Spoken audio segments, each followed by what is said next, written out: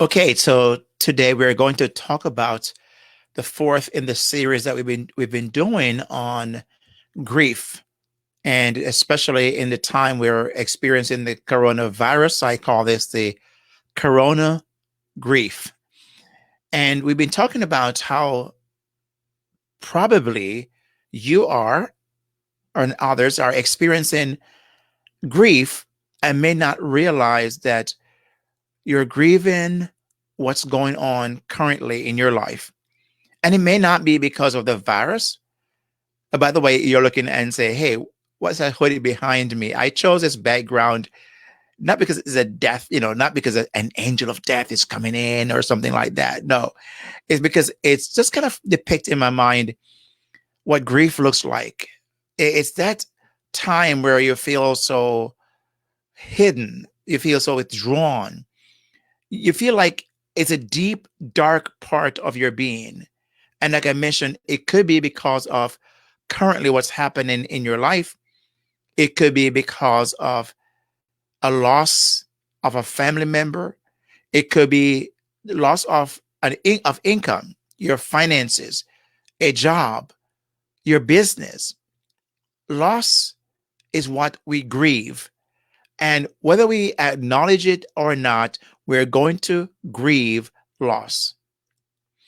The question, though, is do we recognize that we're actually grieving or we are trying to figure out? And this is where I find a number of people are. They don't realize that they're grieving. They're feeling some kind of way, just not eating right, not sleeping right, not interacting with family or friends right. There are things happening, and it's probably seen as sadness, which is a type of grief, right? Grief has in it sadness.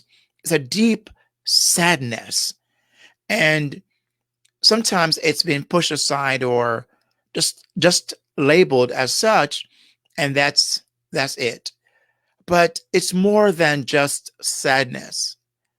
It's a deep part of your being that feels like there's no end in sight. This will never end. One of the things I've said to many people often is this too will pass, because grieving ought to be a season in our lives. We should not be grieving for the rest of our life about something that has happened. Now, I understand grieving takes time. It looks differently on different people. Depression that we experience, now sometimes it's chemically induced, or other times it's more the stress and, like I mentioned, the loss that we're experiencing.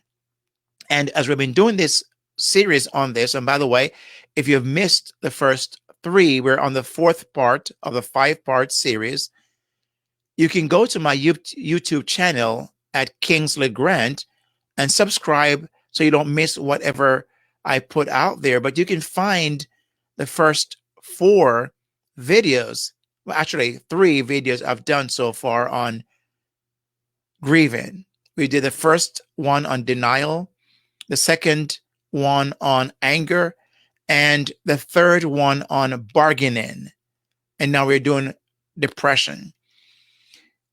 Here's where I think it's one of those where I want to strongly suggest, if you're feeling truly deep sadness and bordering on depression, get outside help, get professional help.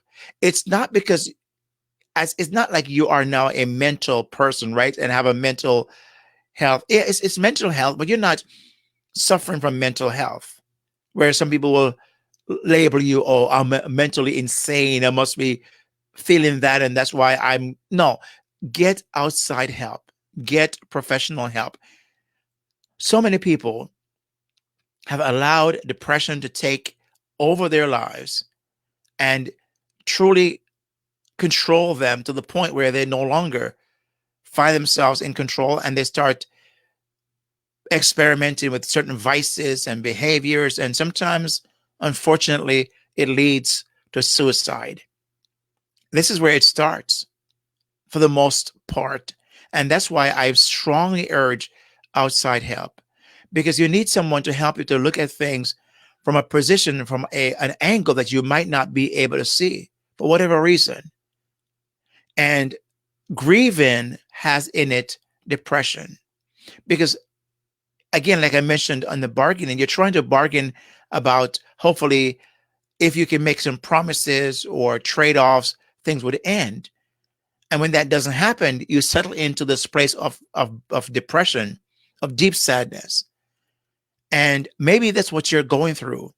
There are certain criteria that really clinically we look at to say, okay, this person fits the criteria for clinical depression.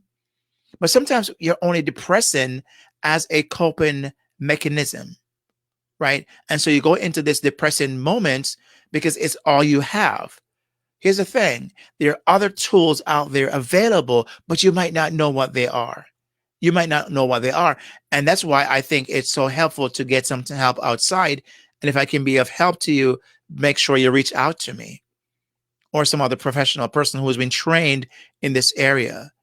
Okay. Don't walk this through by yourself. You don't have to, and you ought not to. There's help, there are resources, there are people who can help you navigate this time of your life so you can come through victoriously. This too is a season that can pass, and you ought not to have to go through this simply just by, I'm going to tough it out. Well, so many have tried, and unfortunately, depression have a way of eating away, and take a hold of your whole complete life. So you don't want that to happen. So I hope you this was helpful, which I think it is. And as I've often said, you're one skill away from your best hope. And I wanted to share with you that this is something you can get through, and you don't have to let rule your life. I would love to hear what stood out to you, what was most useful in this video. If you have any questions or comments, please take a time to ask the question, comment, share, so we can actually be a group, can actually help each other through this process.